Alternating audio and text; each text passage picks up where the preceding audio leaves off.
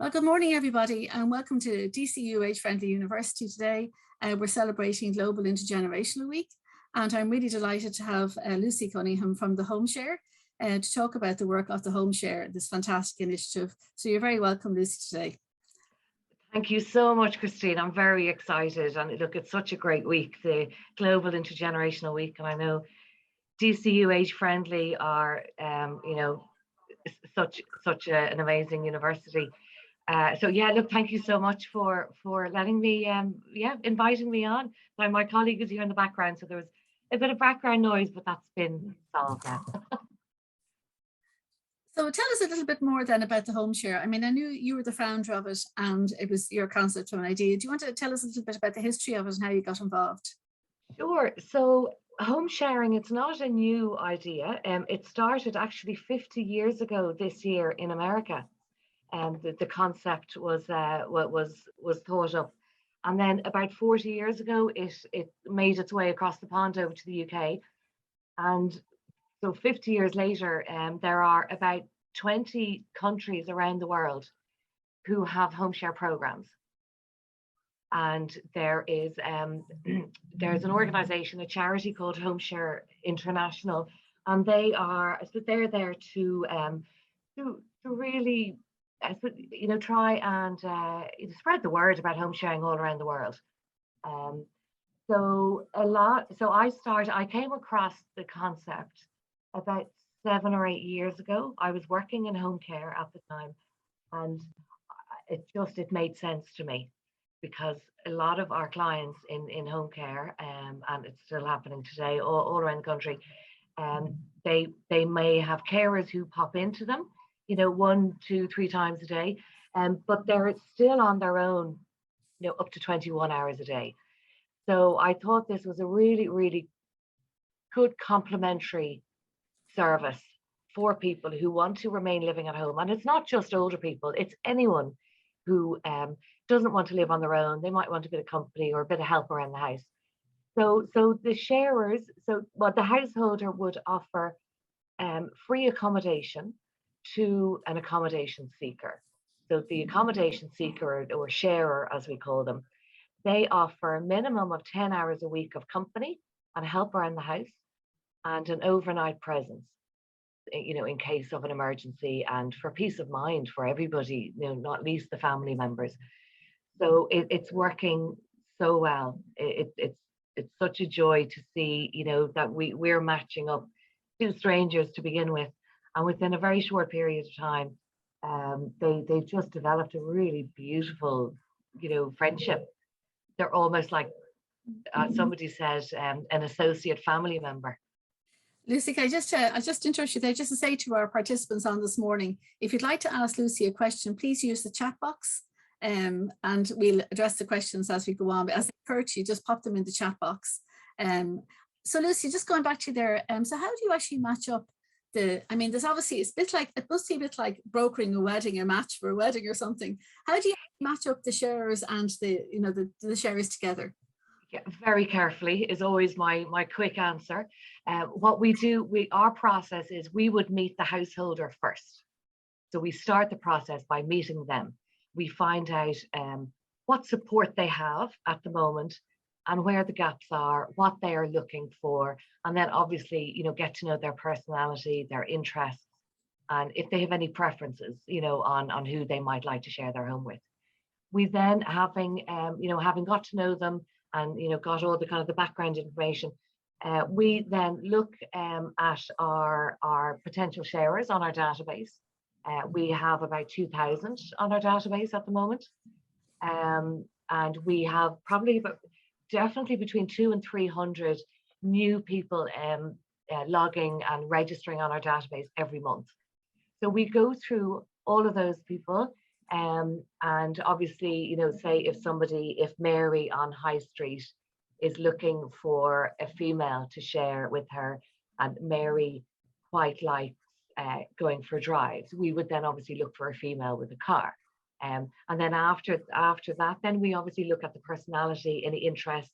A lot of people, a lot of householders may not be able to, keep up with the gardening. So we'd obviously then, find somebody who enjoys gardening. So we try and get some common interests there. And then we normally then shortlist maybe 3 or 4 people. And then we'd start introducing. And then really it's just a case of who clicks. It's as simple as that, really. So we would personally introduce, face to face, the sharer to the householder and the family. And then we would go through, lots of questions, a conversation. And because we know both people, we might bring up certain things that we think, oh, do you know what? Mary loves the gardening and Brenda really enjoys gardening, and she used to do gardening, but because she's been living in an apartment in the city centre for the last 5 years, she really misses gardening. So we go through that, and then we usually say to people, look, sleep on it before you make a decision. And then usually within a couple of weeks, the sharer hopefully moves in for a trial period. And we're in the background then just making sure that everyone is happy. But it's very well monitored. And can I ask you, how do you deal with, well, 2 things is the impact of something like the Ukrainian refugees coming in and the number of people living alone. And then the second thing is, how do you deal with conflict then that might arise between sharers? Yeah, so we have had, and even yesterday, it was actually very sobering. We had an email from somebody who was actually in Ukraine at the moment, saying that they're professional and they want to move to Ireland, because obviously they're looking at the accommodation and saying how expensive it is. So it was actually very sobering. I was saying to my colleague, wow, like this person is emailing from a war-torn country right now. It really brings it home, and so we have had a lot of people from Ukraine contact us. What we do all across the board, no matter who is looking for accommodation, we don't make the final decision on who lives together. What we do is, if we think that person, no matter what their age, race, creed, religion is, we would let the householder's family know, okay, we have, X, Y, Z, the list of people that we think, having spoken to them, sometimes, meeting them, we think they'd be a good match. And then it's up to the family then to decide, okay, so we might do Zoom calls first. If we can't say, oh, do you know what, Brenda is really, I have a feeling. But so, we might have Zoom calls first, and then people can get more of an insight into if that's going to work. So we don't turn anyone away who's looking for accommodation. However, we can't, unfortunately, we don't have enough householders looking for sharers to be able to house everybody. The other question was conflict. And yeah, absolutely, it comes up sometimes. Luckily, not too often, because we are in touch with our matches every month and visiting them as well. We tend to know if there's something brewing even before it becomes a problem. And because we are there in the middle, kind of like the peacekeepers or the mediators, we're there. We're not, an advocate for either or person. We're there to make sure that both people are happy and that it's working for both people. So there have been times that we have to, say to maybe a householder or the family, look, you're kind of maybe going into carer territory there, and so, having to maybe just remind them of the boundaries of home sharing. Or with the sharer, sometimes, especially, look, we're human beings. Sometimes when you get so used to a situation, you might become a little bit complacent. So, we might have to say to the sharer, look, I know work is crazy busy, but don't forget you need to spend that time with the householder, because that's what you're offering them instead of paying them rent. So usually, I say the 2 secret ingredients to home sharing successfully are communication and flexibility. So as long as people keep communicating and there is flexibility, because sometimes maybe somebody might have a crazy busy week at work, but then the next week, not. So they might spend more time, next week, but a bit less this week. So it's but everything boils down to communication and open communication. Sounds fantastic. But listen, let's hear from our sharers. I think you have a video there. Juliet is on standby there to roll the video. So this is two of the home sharers talking about their experiences, I think. Yes, so this is Yes, Anna and David. Would be an ecumenical matter, Lucy. Yes, that would be an ecumenical matter, Lucy. So Anna and David, how long have you been home sharing for now? Only 6 months. 6 months. 6 months. And how did you know? I know you both home shared before with different people.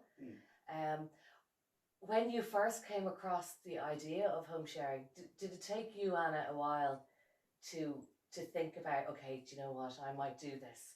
Well, no, it didn't, because my nephew looked it up on his computer. Right. And we talked about it. Yeah. And I thought it was a good idea, because Okay. at that time I was thinking of going into a nursing home. Oh, okay. And he said you'd be happier staying in your own home. I didn't know that, actually. Well, that's how I came about it. Okay. And you're just, like a lot of people that we talk to, there's absolutely, you've no totally business. New to me, and Jared had to get me through it. Yeah. But he's quite good at getting to understand what you're doing. But, I mean, you've no business in a nursing home. The only reason you should be in a nursing home is running it, not living in it. And did you have any concerns, though, at the beginning? I didn't really, because I trusted the people who were running the home share. I thought they were very professional. Okay. And I'll give you relate to what they were doing. How much money did I say I'd give you to say that? Add an extra zero. Yeah. And what about you, David? Did you what did you think of it, and were you concerned about? Well, I tell you, first off, I thought it was too good to be true. Right. Because you see, someone sent me a link on, I think it was Facebook, wherever it may have been. Yeah. And you look at it and you go, I know. What's really, the catch? Really, I'm working, like going into work on a Saturday to do overtime to pay the rent in a fallen down apartment, and this, I could live in somebody's house and have room and stuff like this. Yeah. I suppose the only concern would have been obviously that you would get on with the person. Yeah. Of course. Yeah. And also, a lot of and you know this yourself, a lot of the advertisements, people prefer to have female sharers. Yes. Which, I mean, I understand, don't get me wrong, but you would like to be judged on your merits. Do you know, that kind of way? Yeah. So I'd hope that, like, with me and Anna sharing, it's a good advertisement for someone that, you know, maybe a bit apprehensive about having a man around the house making noise and belching and scratching himself and whatever it might be. But no, I think it's gone very well. Well, I'm very comfortable with it, and I feel very secure, which is important. And because David works from home an odd day, it's nice to have him around. Yeah. Not necessarily sitting down and chatting to me or anything like that, but just to be there. Yeah. And he's a very kind person by nature, and I find myself very lucky. It's the two of you could get on, because I know you had female sharers before, and knowing David, I remember the day saying to you, well, would you consider a male sharer? And I'm so glad I did, because when you talk to my niece, first of all. Yes. And she told us we're okay. Yeah. And your neighbours must be very jealous. Are you having a strapping young man living with you? Well, my neighbours are very nice and they're very sociable. I'm very lucky to live in this area. Yeah. And they've always been very kind to me. But then one of the women, her son works with the United Nations, and he sent me a lovely email to say how happy he was. He knew me when he was growing up. Oh. And he said I was like a second mother to him. Oh, that's lovely. He's now 30. Oh, that's and isn't it lovely that he still remembers his you? birthday is coming up shortly, and they're going off to Zambia to spend it with him. Wow, amazing. But David was very down to earth, and like you can sort of, if something is not working, you can just mention it and it's dealt with. And do you know, there's one thing I say to people, I think the two secret ingredients for, Sorry?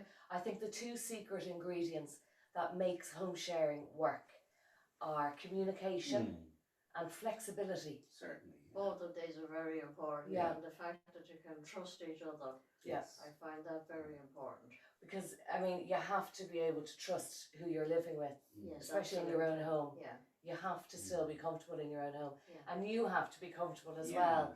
Not, you know, not feeling that you have to walk on eggshells because it's not your, you know. And taking up Anna's point about security, I mean, obviously I feel secure here, obviously in a different way.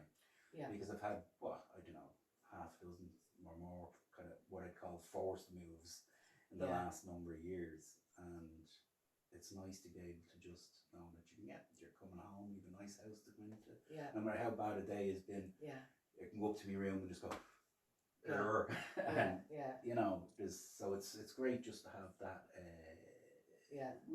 security of a roof over your head, you know. And mentally as well, without us giving away your ages, there's probably around about 30-year gap. Maybe less. Maybe yes. Maybe less. Yeah. There's only a few years between us, not too much. There's a lot of years between us, but that doesn't bother David. No. And it now doesn't bother me at all. Sure.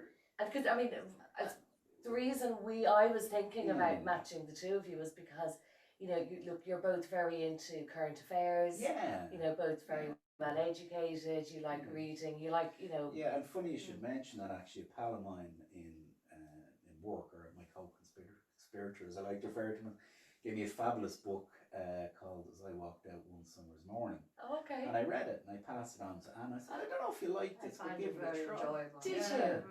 Yeah, and likewise, Anna had gotten a book from Paul, the chap from Malone. Yeah. She passed it to me, so it's great that swapping of books and ideas and. Because I mean, you both bring so many different things to your relationship and your friendship. Yeah.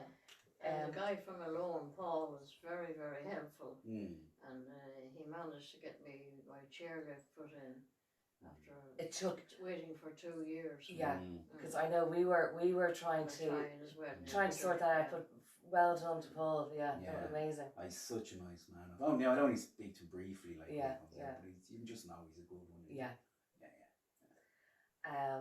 So I mean, would you, if anyone was thinking about home sharing, or you know, not necessarily even through us, but just living with, you know, someone from a different generation, would you encourage it? I suggest that they're interviewed by somebody. Both parties are interviewed. Yeah. And somebody can advise them. And then it's up to the two people to work it out. Yeah. And it's quite easy to do if the person is reasonable. Yes. Yeah. And then the people in Homeshare are very supportive. They're always there if I want them. So Niamh and Lucie are very kind. And I feel very lucky. Well deserved, I'd say. Absolutely. Well deserved is right. Yeah. But you know, because there's so much. I know we were talking earlier about all the different things going on in the world. There's so much. There's so much sadness and so much sad news and bad news. It's a lovely feeling to be able to stay in your own home. Yeah.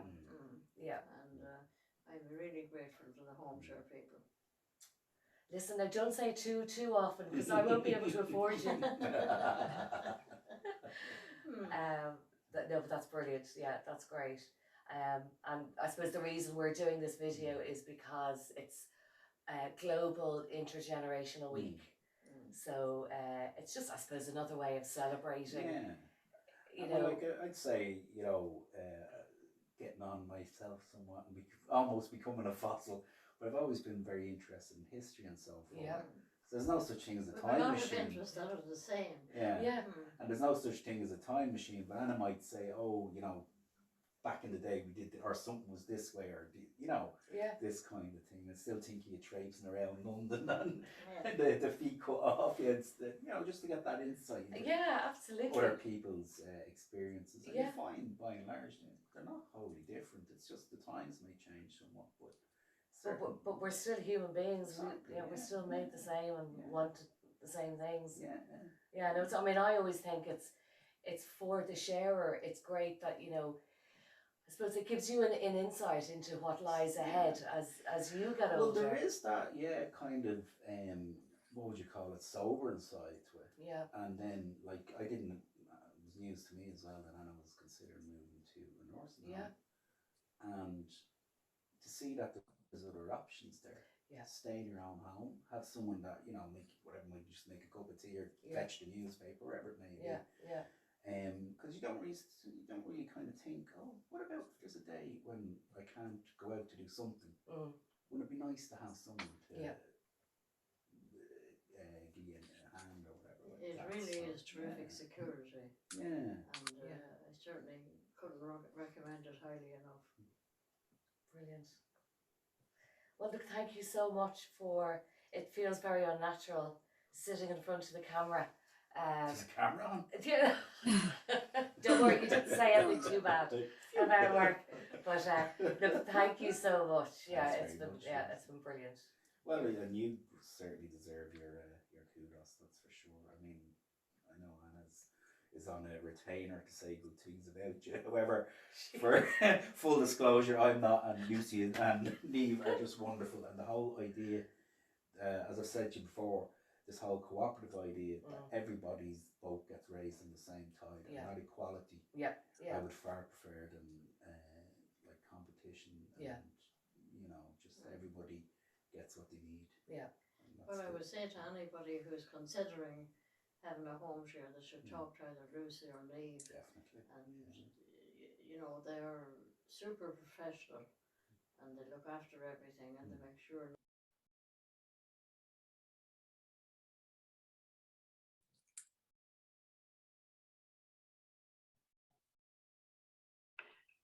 So that's the lovely David. Lovely video.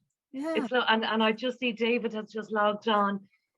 He's working from home today, I think. So thanks for logging on, David. And David, thank you so much again to yourself and Anna for agreeing to bring, you know, to open up your living situation with everyone. So thank you so much. But yeah, so that's just a small little example of one of our matches.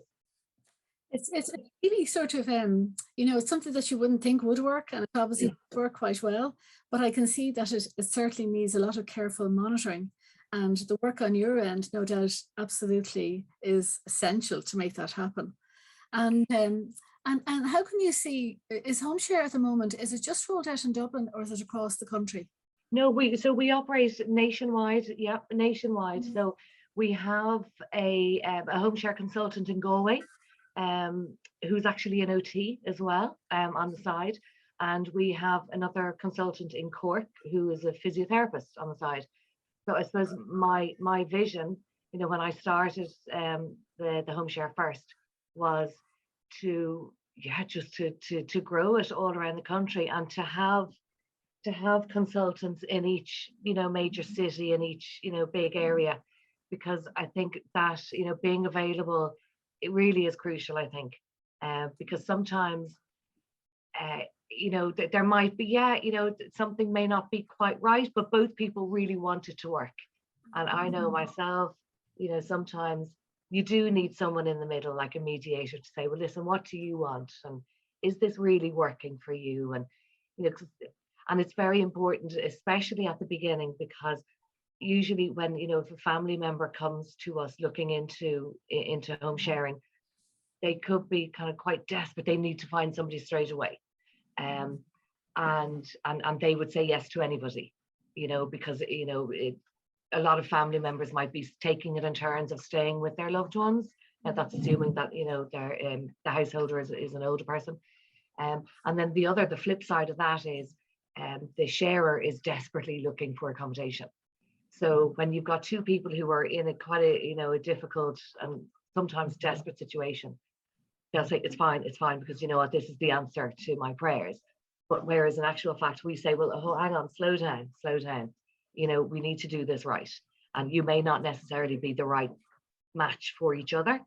And that tends to work very well, because otherwise it's just, you know, if people rush into it, it may not work.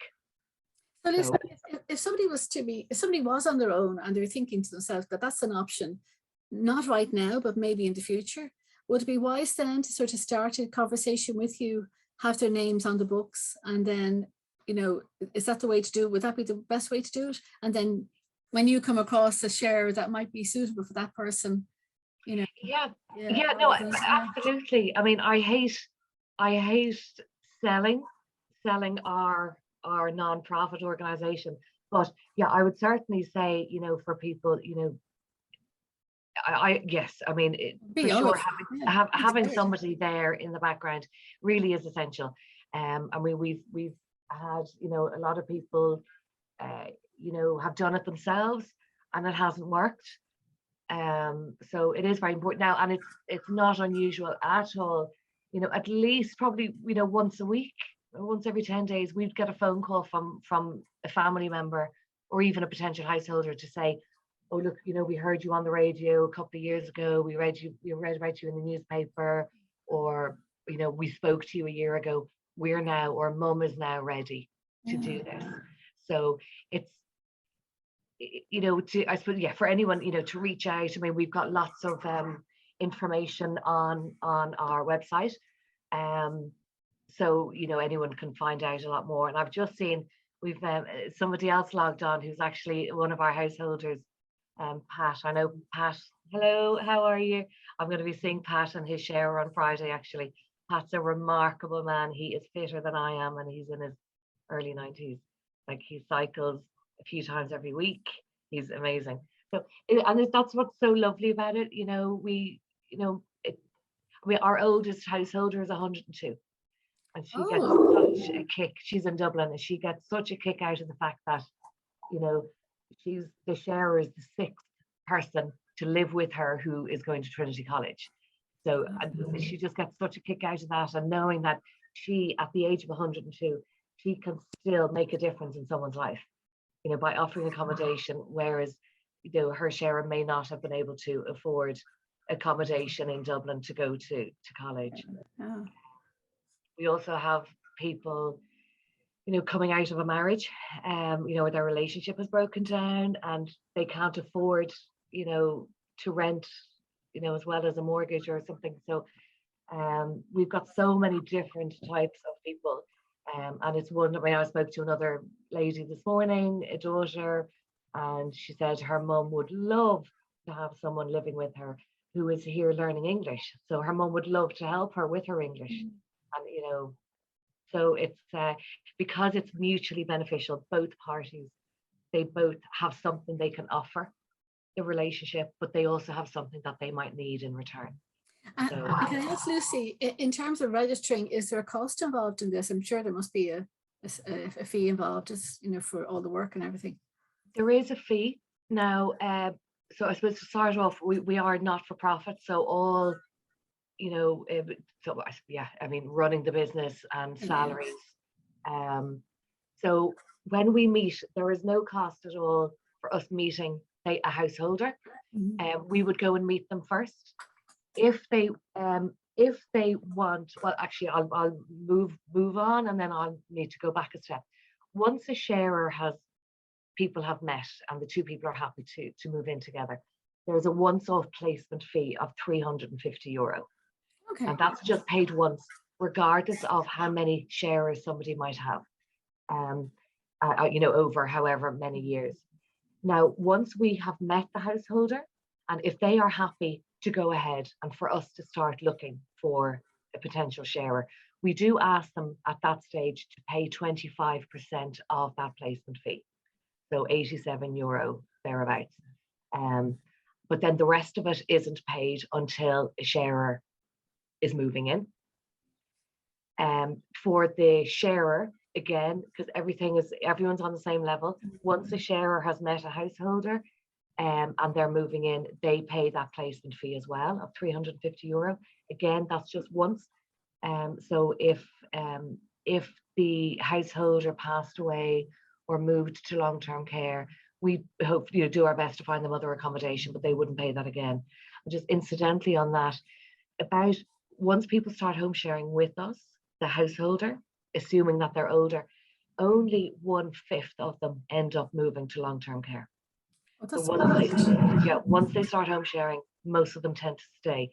But then the other fee then is at the end of the trial period, assuming everybody is happy to continue living together, there is then a monthly support fee of €195 each month that both parties pay us, the home share. And that pays for our ongoing monitoring and support. So we would visit every month, and we're on the phone, and we're available 24/7. So basically, because we're a non-profit, and I purposely set up as a non-profit because I worked in the home care sector for many years, and it's very money driven. I mean, you know, they're for-profit organizations, and because I'm very protective over this model, I know how well it works, and it is absolutely part of a suite of supports that will enable people to remain living at home. So I didn't, you know, I don't want it becoming a profit making model, because it's not going to work. It has to be person centered, you know. So so that €195 that keeps us afloat. That pays for our salaries. We have another delighted. We have another girl starting next week. She was just in signing her contract this morning. So as we grow, we take on more home share coordinators, so that we can keep up that person-centered model, and, you know, linking in with people all the time. Well, it also creates a standard, and I think that you know, sometimes what happens is organizations set up with the best will in the world, and then they collapse later on because it's getting the core funding to keep it going, which is not supported by government. So it's a brilliant service to the community, and long may it last, and I hope we get more shares. I think that, you know, the whole business of home sharing, you know, I know there's lots of different models out. We have another colleague in the aging sector, Michelle Moore, who runs the Ava Housing, which is about... Yes, yeah, I know Michelle. Yes, you know, Michelle. So the project is slightly different, but the onus is on the homeowner then to get the bulk of the money and pay it all themselves. Is a lot of, and there's a lot of disruption to the house as well, but I can see the benefits of it also. But the whole idea of having that shared body in the house, shared space, you know, and David and Anna in particular seem to be so well connected, so well, you know, it seems to be a perfect match for the two of them. They seem to get on so well together. It's really, they're great advocates for the whole home share possibilities that open up. I just see there's one question there in the chat box. I just read it there. Oh, that's somebody just saying it's very interesting, and they hope to be Pat number 2. Yeah, and Pat, I see Pat is still logged in. Yeah, no, Pat is really incredible man. He's such a positive person, and what an advocate for age is just a number. You know, I mean, he's I think he's fitter than I have ever been, you know, cycling around a few times a week, driving over to Scotland for, you know, little trips, and he's amazing. So he's and Lucie, if people want to contact you, how do they do that? You've got your website, you've got your phone number. Do you want to shout it out there to people? Yeah, sure. So so the website is thehomeshare.ie. Our phone number is 01, and how bad is this? I have to look over. 01 525 2311.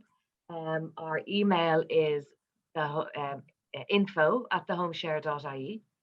We're on most of the social media platforms.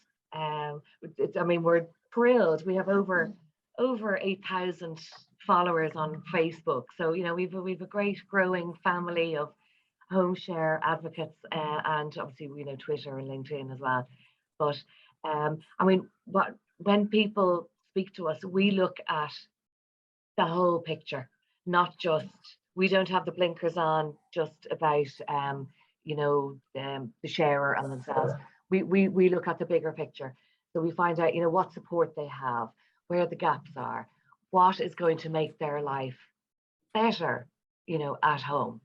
You know, do they know of any day centre maybe that they might be interested in going to, or you know, like one of our matches, sadly the lady passed away but the sharer was living with her for almost 3 years. And this lady, just a few months after the sharer moved in, the lady's husband died. But because this lady had the sharer in and they built up a relationship, you know, she was okay. Obviously, she was devastated and, you know, mourning her husband, but she was okay because she had the company there, and they actually had the best social life. They'd go off into town once a week. They'd go to the cinema together. They'd go to Board Gosh Theatre. They'd go out for dinner, and it's just so this lady felt that. So the last couple of years of her life were actually so positive.